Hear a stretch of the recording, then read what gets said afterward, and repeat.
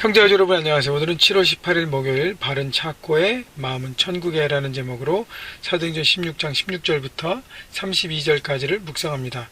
16절 우리가 기도하는 곳에 가다가 점치는 귀신 들린 여종 하나를 만나니 점으로 그 주인들에게 큰 이익을 주는 자라. 자, 바울이 빌립보에서 루디아와 만난 다음에 이제 기도하는 곳에 가던 길에 점치는 귀신 들린 여종 하나를 만납니다. 자, 이 여인은 귀신과의 관계를 통해서 점을 치고 그리고 사람들에게 점괘를 풀어주는 걸 통해서 많은 복제를 받아서 자기가 속해 있는 자기를 주관하는 주인들에게 큰 이익을 얻습니다. 그래서 주인이 한 사람이 아니라 여러 사람인 것 같아요. 그래서 그 여러 사람들이 이 점하는 이 여인을 통해서 큰 이익을 얻는다는 것이죠. 점과 무당과 하는 모든 것들 물질적인 세계관을 갖고 있는 인생입니다. 그러니까 한 사람 한 사람이 어떤 인생을 살아야 올바른 인생, 올바른 인생을 살아가고 행복한 인생을 살아갈 것인가에 관계없이 그들이 바라고 요구하는 대로 들어주면서 그들을 통해서 큰 돈을 버는 것에만 집중했다는 것이죠. 자, 17절 그가 바울과 우리를 따라와 소리질러 이르되 이 사람들은 지극히 높은 하나님의 종으로서 구원의 길을 너에게 전하는 자라 하며, 자, 마귀도 하나님을 압니다. 그래서 하나님을 고백합니다. 자, 그래서 따라다니면서 바울과 실라를 괴롭혔다는 것이, 이같이 여러 날을 하는지라 바울이 심히 괴로워하여 돌이켜. 자, 그래서 바울과 실라의 하나님께서 주관하시는 바울과 실라를 보면서 이 점치는 귀신 들린 여종이 결국 그를 주관하는 마귀가 너무 괴로웠던 거예요. 그래서 하나님을 고백하면서 그들을 계속 괴롭게 한 것이죠.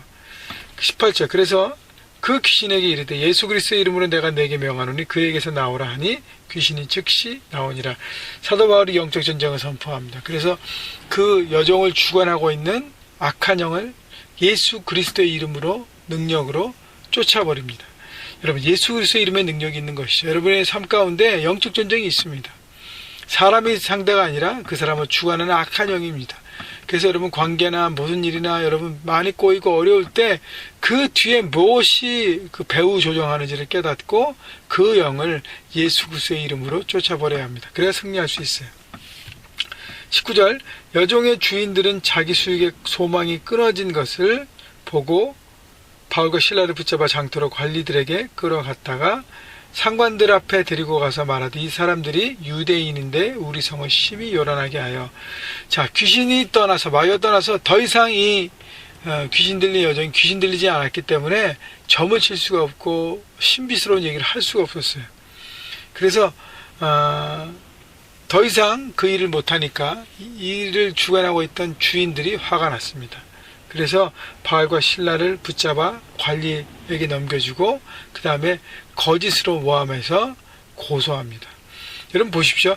이 여인의 입장에서 볼 때는 귀신이 떠나가고 마귀로부터 자유롭고 회복되는 것이 얼마나 귀한 일입니까? 해방되었기 때문에. 그러나 이 주인들은 이 여인, 자기 밑에서 일하는 이 여인의 인생에는 관심이 없어요.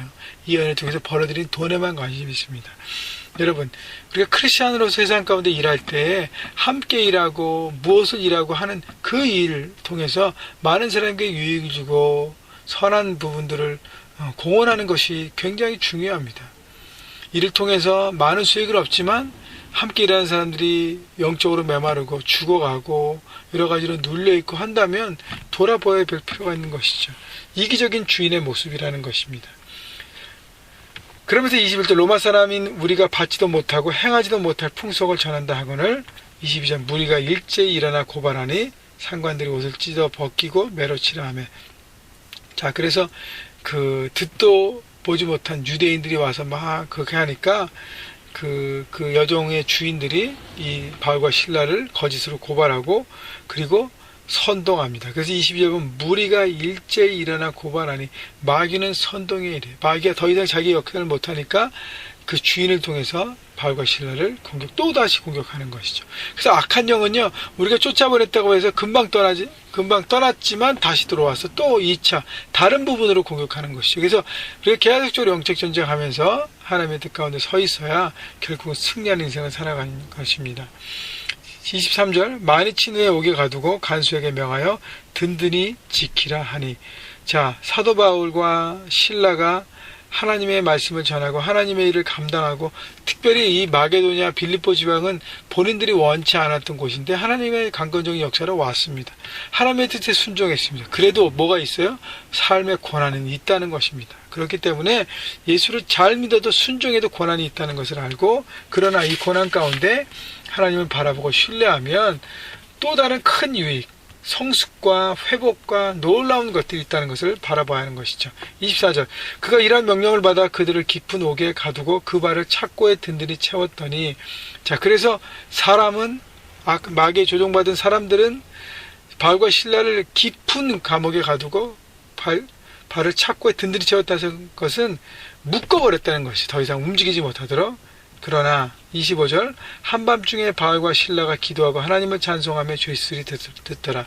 바울과 실라는 이런 상황 속에서 자신들의 육신은 묶여있지만 뭐는 살아있을 수 있습니까? 영은 살아있을 수 있어요. 선택하는 것입니다.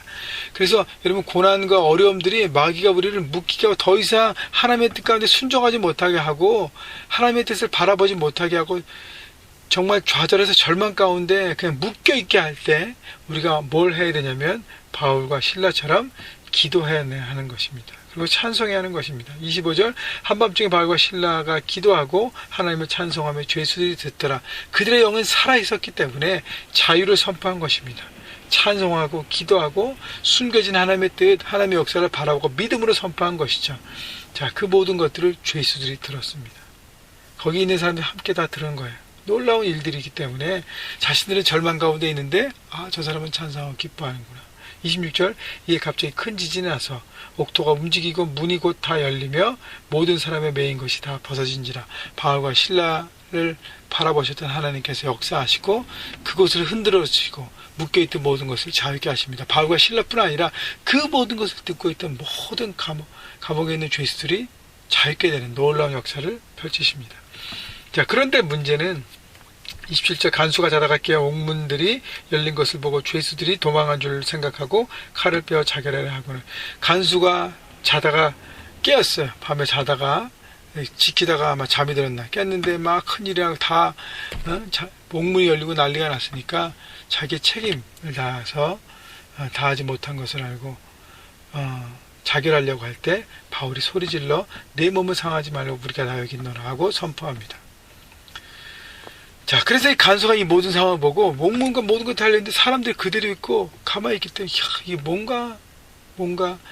뭔가의 능력이 있구나, 뭔가의 뜻이 있구나를 바라보고 30절 그들을 데리고 나아가 이르되 선생들이여 내가 어떻게 하여 구원을 받으리까 하고는. 이 간수는 뭔가 something is going on 생각하고 그 모든 바울과 아마 죄수들을 다 데리고 나간 것 같아요. 근데 특별히 바울과 실라 앞에 엎드리고 그들을 데리고 나가서 구원을 어떻게 받아야 되는지 물어봅니다. 결국은요, 갈급한 인생, 영적인 어떤 그 갈급한 인생들이 결국 하나님의 채우심을 받고 구원을 경험하는 것입니다. 내 마음의 준비, 그 밭이 준비가 돼야 돼요. 자, 그래서 이 31절 이르되 주 예수를 믿으라. 그리하면 너와 내 집이 구원을 받으리라. 주의 말씀을 그 사람과 그 집의 모든 사람에게 전하니라. 그래서 바울이 선포합니다. 그 주 예수를 믿으라. 뭐 돌려서 얘기하지 않아요. 주 예수를 믿어야 한다. 그러면 너뿐 아니라 너가 속해 있는 집이 구원을 받는다. 그래서 주의 말씀을 그 사람과 집에 있는 모든 사람에게 전하는 것은 간수가 집으로 초청했다는 것이죠. 그래서 그 집에 가서 모든 사람에게 복음을 전합니다.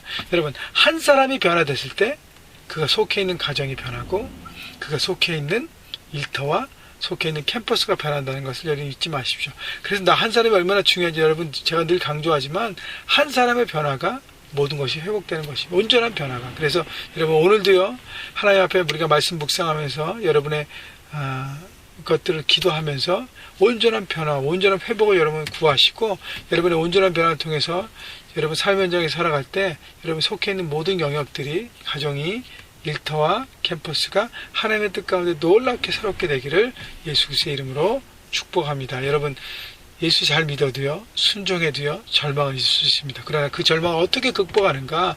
그 절망도 인도하시고, 절망도 주관하시는 하나님을 바라보시고, 나갈 때, 여러분 삶에 큰 기적, 승리하게 되고, 그것을 통과해서 놀랍게 하나님께서 펼쳐주신 또 다른 뜻들을 발견하게 될 것입니다. 여러분, 그런 놀라운 삶을 사시기를 예수님의 이름으로 다시 한번 축복합니다.